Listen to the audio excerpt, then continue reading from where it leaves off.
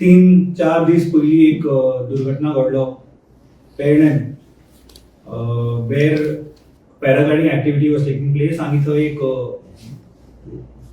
रोप तुटलो आणि the tourist who was basically who wanted to ride and have an experience fell off. ताजे बरोबर एक पायलटूय आशिल्लो आनी तांचे मृत्यू जाले. हो जो दुर्घटना जो घडलो जो मेन रिस्पॉन्सिबल आमी कोणाक धरयतले? एक तर आमी सांगतले डेफिनेटली तो operator who was running this paragliding activity आणि दुसरें म्हणपाचें is definitely government. I think so BJP government has been completely ignoring all adventure sports in the coastal areas.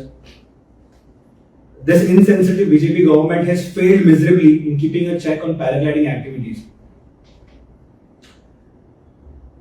It is time that BJP comes clear on these paragliding activities that's happening in Goa, whether they have a check on these activities, whether the operators are told to opt for measures